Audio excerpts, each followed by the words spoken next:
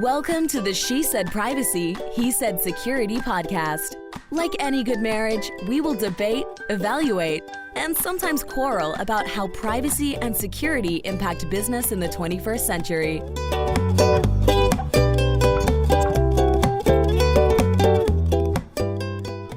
Hi, Jody Daniels here. I'm the founder and CEO of Clover Advisors, a certified women's privacy consultancy. I'm a privacy consultant and a certified informational privacy professional, providing practical privacy advice to overwhelmed companies. Hi, Justin Daniels here. I am a technology attorney who is passionate about helping companies solve complex cyber and privacy challenges during the life cycle of their business. I'm the cyber quarterback, helping clients design and implement cyber plans, as well as helping them manage and recover from data breaches. And this episode is brought to you by Clover Advisors. We help companies to comply with data privacy laws and establish customer trust so that they can grow and nurture integrity. We work with companies in a variety of fields, including technology, SaaS, e-commerce, media, and professional services. In short, we use data privacy to transform the way companies do business. Together, we're creating a future where there's greater trust between companies and consumers. To learn more, visit redcloveradvisors.com. So, who do we have with us today? Well, I first want to know, how are you doing today? I'm doing just ducky. Okay, ducky. We're on the heels of recording after some of my favorite days, which was Data Privacy Day and National Cookie Day. Well, what about your video that was on Data Privacy Day? And about my video that was on Data Privacy Day. I just want to know. Everyone can go and see my video. I know, but does Data Privacy Day now have to rank up there with our wedding anniversary? Oh, well, I'm going to let our viewers decide that. Okay. Well, let's move on to introducing our guest, who I think I can say is an international man of mystery. So we're here today with Dr. Ondrej Krehel, who is a recognized worldwide expert for his digital forensic and ethical hacking. He holds a PhD in cybersecurity and digital forensics from Slovakia. Ondrej, welcome to the show. And am I being watched as we speak? You are watched every day. And, like when you look at one of the challenge coins says that intelligence has, that we trust in a God, everyone else we monitor, right? So yes, you are living under supervision. And, there are supervisions that you have in a life. So thank you really for having me today. So, and welcome to the world of being monitored. Well, I'm not sure how I feel about being monitored all the time, everywhere I go, but I suppose this is the digital age that we are in. So with that being said, how did you find your way to this world of digital forensics and understanding that we're all being monitored all day long? So Jody, I definitely had the same haircut that Justin had. That's what actually got my job, right? So it's very important is how you look. It's not really what you know in a life.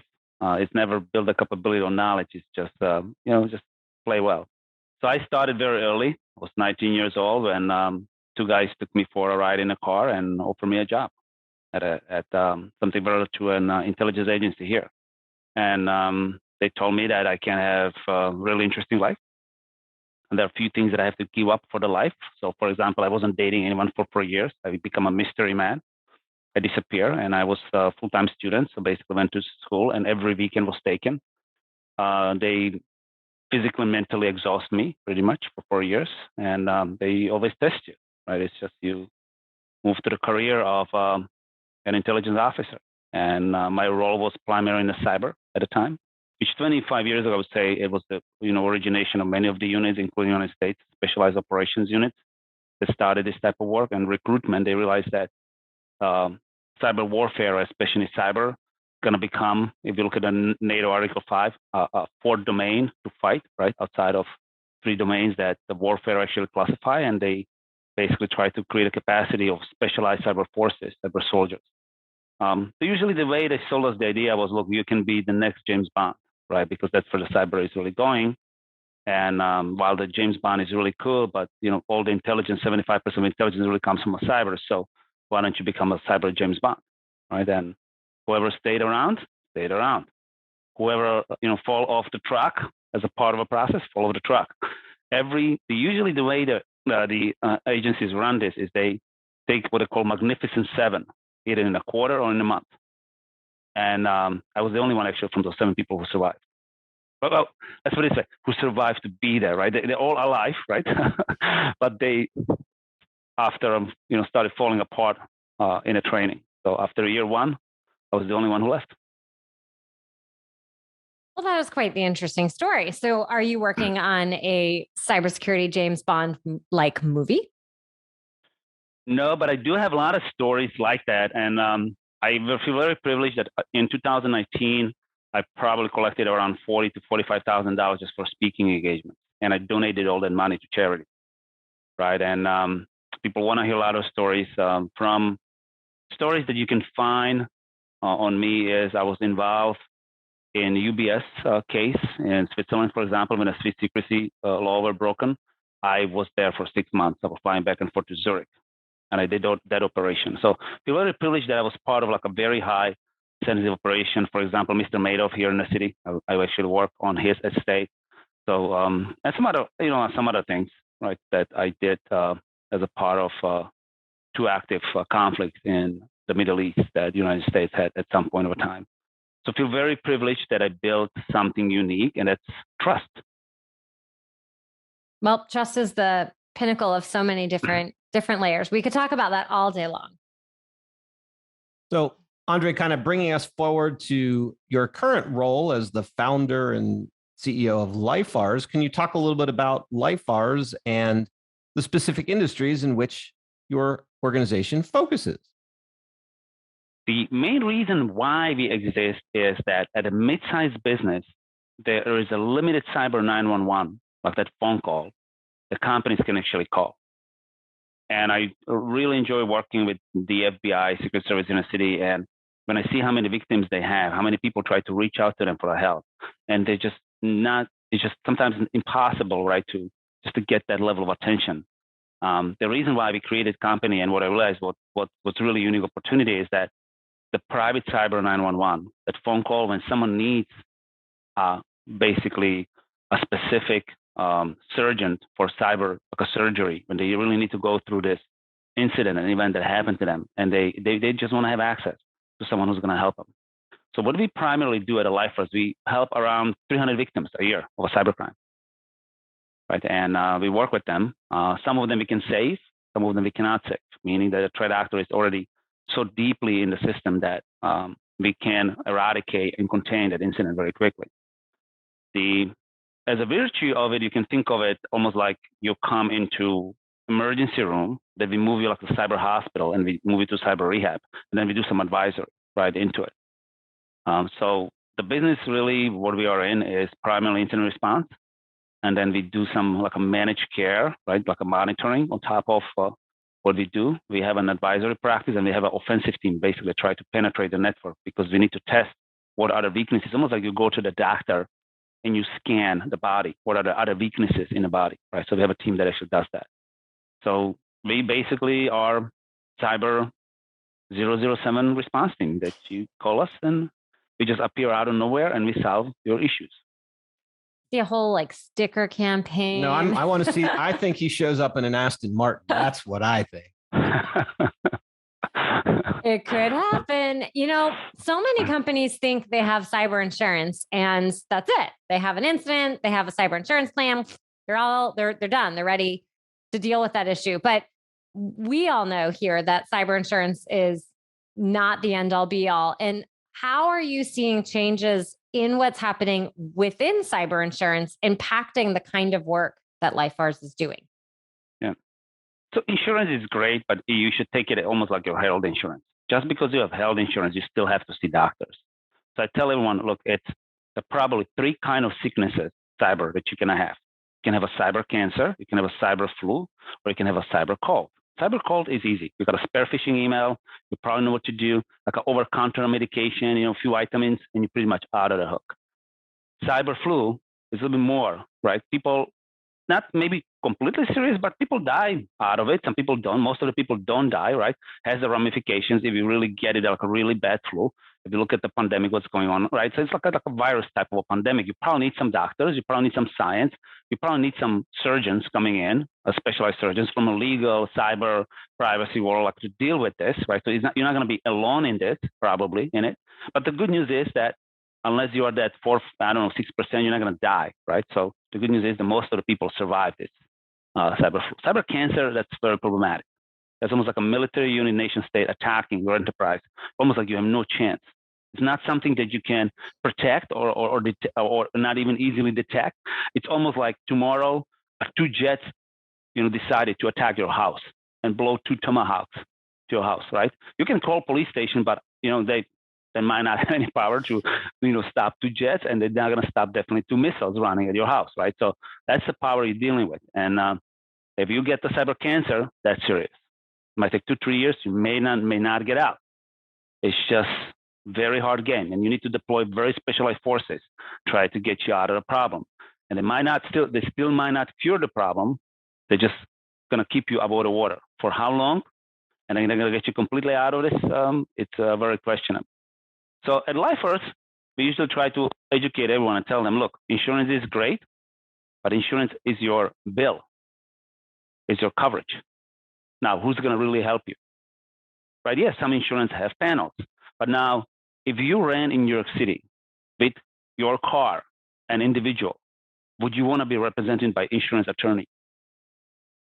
Yes or no? And most people will tell you no. I want to have my own representation. I want to manage my own destiny. So I see that as a double-edged sword, meaning the insurance is great, but insurance might work for that cyber call or cyber flu, but definitely not for cancer people. It's just not going to work because those people want their own legal representation, and they're going to go to firms that can give them independent representation of the issue. I really like how you separated those out. I think that's really helpful for people to understand. And there's certainly those who believe in prevention and reaction, and there's a sweet spot kind of in the middle. And we all know that as much prevention and work that we can do, unfortunately, there's going to be, as you point out, some of those cancers that are going to infect us. So, Ondrej, another thing I wanted to ask you about when you're going in to help people more along the proactive side is, why is it a good idea for clients to do a data map as part of their cybersecurity program when it comes to identifying their data, where it is on their network? So threat actors, especially what we've seen in some of the recent development out of the Eastern Europe, very, very east, are very skilled individuals. And most of them were part of highly specialized cyber military operations. And they can go around your 2-factor authentication. They know how to do that. For example, we've seen people hacking Okta and Duo very easily. And they exactly know how to take over your 2-factor, and they're going to go directly through your doors, through main door. They're going to become you, right? They are your digital copy that's walking in a building. So they will get access to data that you have access. They just have to profile the right people to take actions on the data. So mapping data in an organization is very important, understand where they reside, and then how the access is controlled. Meaning, if I'm at 3 a.m. accessing some of our forensic reports, that's probably a problem, right? Because most likely, trust me, I'm usually sleeping at 3 a.m. unless I'm traveling somewhere, and I enjoy my morning runs. So I try to be in bed around 11, 12. So I have a pattern, right? How I live. I have a pattern how I live. So if someone is taking over my identity, walking through the data at organization at some very different time, or even like right now we're talking and someone is using my identity to actually browse the files, right? So that's an issue. But understanding, every organization needs to understand where the data actually is, what the data actually is structured, is unstructured, and how you really govern the authentication and authorization access to it. And of course, you also have to live in assumption that when you do this data mapping project, as a commercial organization, you're not going to be able to protect everything. Right? Again, it's this cyber cancer, cyber call issue. Right? You just can't, you're trying to stay healthy, you're doing your best things at the best effort, You do your best at a point of a time, at a day when you woke up in the morning, at your best. But it's not in your control. It's not in your hand. The same you should feel about the data. Yes, you created data, you store data, the data is all around the place, but it's probably out of your control. Partially, it is out of your control. Even though people download the spreadsheet, they forget temporary solutions to the issues. You're always going to have 5% of the data that you don't control at an organization. And now, how do you really get around the issue that your employees and individuals, contractors have access to your data in a certain way that you would not like them to have? At the same time, you still need to understand who has that access and how to work with that risk. So, kind of as a follow-up question, I was having lunch yesterday and I heard about the latest scheme involving the IRS where they try to steal your social security number and use it so that if they're an Uber driver or an independent contractor, they get paid using your social security number so that the 1099 and the tax on that money goes to you, even though the money actually went to them. And then that was like, wow, I hadn't heard of that before. And so, Ondrej, I'd love to get your thoughts about any of the new types of ransomware variants that you might be seeing in the last 6 months that maybe aren't getting publicized just yet. Yeah, we did one on a grief. So I suggest you guys read maybe the paper. It's published on our website. We see these groups evolving to almost like and you're going to appreciate this, Justin, that it's like a third-party liability issue. Right, so they take the data, especially of the parties that the organization actually has, and they threaten an organization to publish the data, right? And publish data for third parties a recognized harm in the U.S. legal system, right? So they understand exactly what they're doing. Like the extortion itself that you recover the systems, yeah, that's kind of okay. They do that, but it's almost like a special forces, right? When you see the special forces, they attack with a full force, right? They detonate the door, they blow a few grenades. There's a lot of smoke coming in. That's ransom, right? But the real bullets that are being shot at a target are the bullets of data exfiltration. And I think that the fact that every organization has some data that they cannot have disclosed, and everyone has them, right? I'm sure that everyone has them, right? So the fact that, we don't have anything, no, it's not true. You do have, right? Everyone has a personal data or employee data, anything that you can be extorted on that cannot be publicly available. And that's the part that threat actors actually basically playing. And that's why they are able to get these 7 figures type of a payments. Highest ransom we had in, I think, 2020 was $35 million. Very similar to a colonial pipeline, right? So if you do this type of incidents, you're looking between 20 to 50 million ransom. And again, it comes from that data disclosure, not necessarily from hacking in and just make systems not available. It's really more about exfiltrating data and take them out of organization. And I think that's where the whole cyber extortion market is going. I'll get something that you have, and I'm going to extort you on that information. By the way, yes, in between, I'm going to cause a lot of harm to you. I'm going to detonate the grenades. I'm going to detonate a lot of smoke, and you're going to have a hard time to recover. But the real pain comes to deal with what's stolen. Well, that sounds like lots of fun. I like the analogies here, particularly about what's going on in Eastern Europe. It seems rather appropriate given the nation state type of capabilities, but I know that's a separate podcast. But Jody, why don't you ask the next question? We're going to move over to the United States state situation. So what's happening here is a proliferation of state privacy laws. And kind of curious of how you see the potential of more states passing their own different privacy law, creating a patchwork framework, and how that's impacting the work that you all do and what you're seeing in the marketplace. I see privacy as a really nice green movement in cybersecurity. Look, you do need to have some, I would say, a regulatory or legal touch point to any issue in your life, right? So if you look at how accounting books are being ran, and we just don't run the cybersecurity with the same rigid type of environment. Unfortunately, we don't have a privacy czar or like a federal oversight in the U.S. on any privacy. And again, I guess the sectoral approach for U.S. is something that maybe regulators like or don't like. But if you look at the European privacy, you see they have one directive. It also doesn't work, right? It's like a very optimistic, but then it has its own implications. Why, when you try to implement one framework for all, it doesn't fit all, right? So we understand that. We understand it too. In my view, I would say that some of the states are very radical, right? Look at the Massachusetts cybersecurity standards. So they take their own positions. In Nevada, right, encryption standards. So you see how some of the states have different type of a requirement in terms of a privacy and how data being shared with the citizens of that jurisdiction. But overall, from my point of view, I welcome any privacy movement in any state, right? It means that someone is really thinking of, for those citizens of that state, what is really harm to them when their identities are being disclosed. One of the generals that died, former GRU general, which is a Russian intelligence unit, very similar to our intelligence agency units, his name was Korobko, said that number one rule of these Russian intelligence officers in the cyberspace was make Americans digitally naked. When he said digital naked, of course, you guys don't have to get, right? Means your data is being exposed and for sale.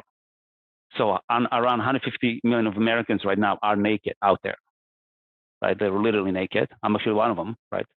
So you can buy our records. You can do anything you want with our records, right? But the goal basically of these foreign nations is to bring America into a digitally naked type of society. And they're very successful at it, right? So now how do you deal with the issues where nation states basically conducting these type of operations and people like myself, what can we do? And the answer is pretty much nothing, because we provided our social to too many people. These too many people and too many institutions do whatever they want, and they get hacked, and data get exposed, and it's out there, right? So the fact that I get a letter with a 2-year protection not going to help me. I'm naked for life, right? So how am I dealing with this issue being naked for life? So I hope the privacy folks at every state is going to start looking into this. Of course, I don't want anything radical. I'm not saying this should be like a radical state. You look at what happened at Estonia. They ran right now everything through PKI. You don't even have a child if the parents don't put the cards in the computer, right? It's there, but it doesn't exist pretty much, right? So I'm not saying we have to go that radical about the whole PKI and basically blockchain that got implemented in Estonia, way back, right? So maybe not that far, but at the same time, something needs to happen here, and it's not happening.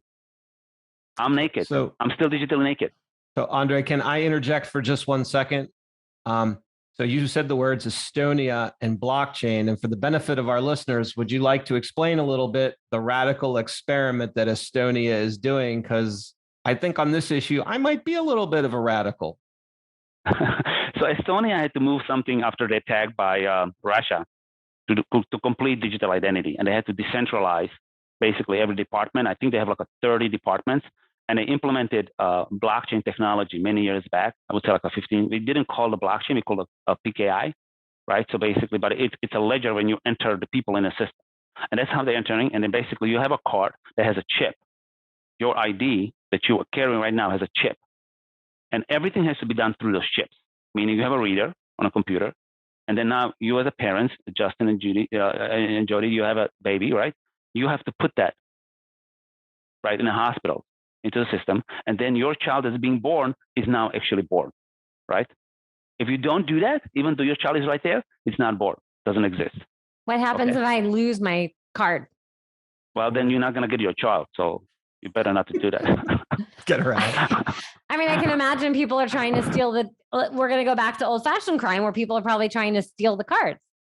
Yeah, you can think of it almost like protecting with a pin, right? You can have let's say 4-digit pin. If people steal your ATM card, right, they can't pull the cash, but they can do some transactions. If it's, credit or debit card, it's authorized, but you can also block that, right? You can just say, bank, look, I'm only pulling the cash.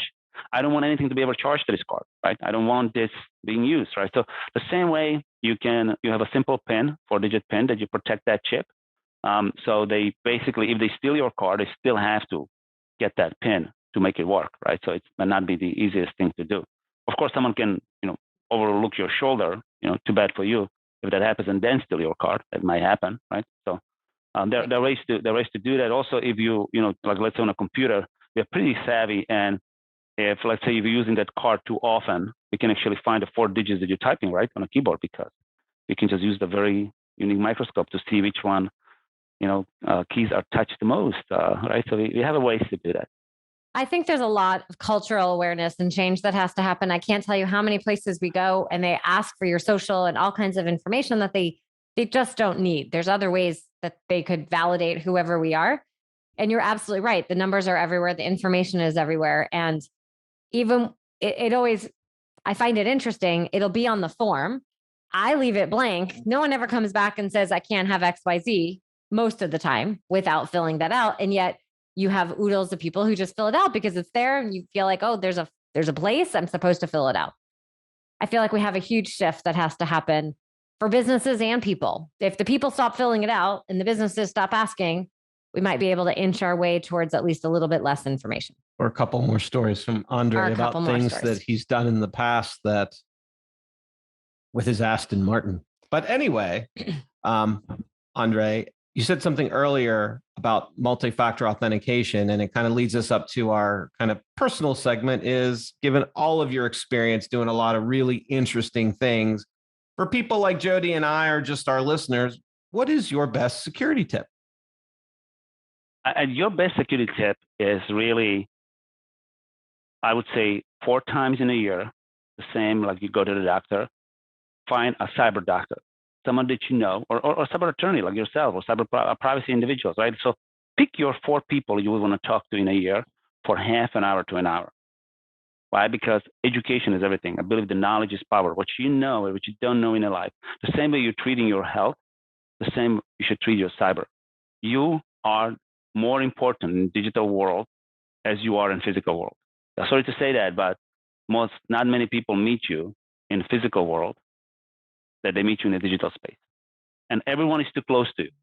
Everyone is a few milliseconds from you on internet. Once you use that phone, once you use that computer, you have 4 billion people in the same room, less than a few milliseconds from you, right? So how do you protect yourself not getting infected from all those individuals, right, that are literally around you? So the best security tip is 4 times a year, talk to the people who know, right? When we don't know, we go to the people who know and talk to them and ask them, look, I have my phone. What am I supposed to do with this? How do you secure a phone? I have a computer. How am I supposed to secure my computer? What happens when everything goes wrong? What do you do? Right? You have to be curious about your digital well-being, about your digital hygiene, how you really conduct a life. Very important. And you also touch on the aspect, right, you filled the form, whatever. My point is, just lie all the time. Don't be honest. Okay? Who is telling you that you have to answer the questions, what's the name of your dog on internet when it's your password reset? Don't put the name of your dog. Please don't. Lie about the name of your dog, okay? You know all the time. My grandmother's name is now going to be Ondrej Krehel. I don't know who's going to be able to. There it is. Yeah, and hey, you're now my grandma.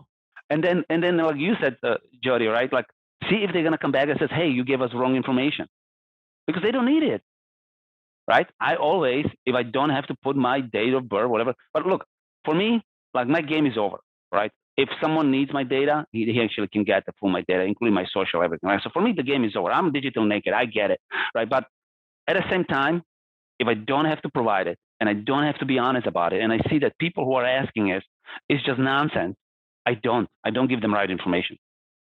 And you know what? Most of these people don't even come back to ask. You gave us wrong information. Like you said, Jody, they don't need it. They collect it, but they don't care. So why are they collecting in the first place when they don't need it, right? So my point to you is, like, I know it sounds a bit awful, but lie all the time on internet. I can see the social graphic right there.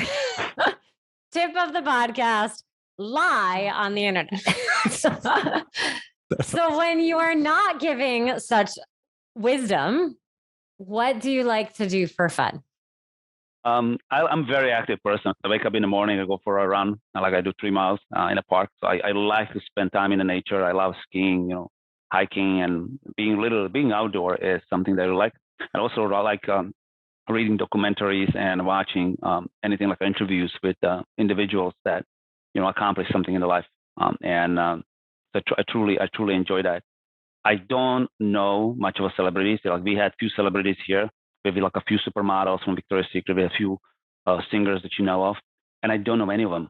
And some of them even told me, like when we were on a call, I said with the FBI guys, remember, and one of them asked me, like, you don't really know who I am, right? I said, I'm really sorry, I don't. So he said, who do you know? I know Charlie Ross. I said, I don't know Charlie Ross. I said, I don't know you, so it's okay. Or maybe you do know them, but you're lying. That's a possibility. It's always a possibility. But it's not my interest.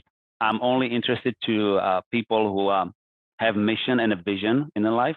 I'm always looking why people do what they do. And I'm very curious what they believe in, right? So I'm aligned with the people who know what they believe in, and they have really some vision in their life. Like I have my own things and reasoning why I'm passionate about something, what I do. And by the way, I probably would do what I do even if they didn't pay me. I'm so passionate about what I do, and passionate being the A-team player at an A-league player all my life. I never want to be a guy who's sitting on a bench, and I always want to be out there to play. I'm always ready for a competition. I'm always ready for a fight. It's just a type of a persona I am. And my vision was that this is what I want to be. These are the people I want to be around, and I want to fight for the cause. And for me, the cause is that I want to help these cyber victims. And I'm going to get and complete with the discipline of finishing the rest, even on my own dime. You cross my path, you're on a war path with me as a criminal. It's period. And I'm going to finish that. It's good to have you on our side. So if someone wanted to hear more about what LIFARS does and how to connect with you, what's the best place to do that? The best is, we have a contact form on the site. Feel free to reach out to the form. There are a few emails. We also have like the address, which is, again, it's not real, by the way. You come to the location, it's not real, right? So it's the people who pick up our mail, but they don't even know where we are, right? So we live a life the way we need to live. But contact us through the forums. Feel free to reach out on LinkedIn. And if you really need us, we'll tell you where to come and who to call.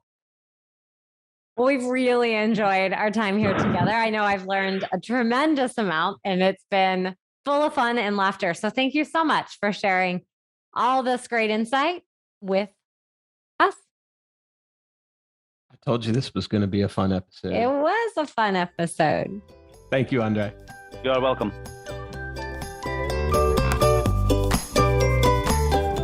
Thanks for listening to the She Said Privacy, He Said Security podcast. If you haven't already, be sure to click subscribe to get future episodes and check us out on LinkedIn. See you next time.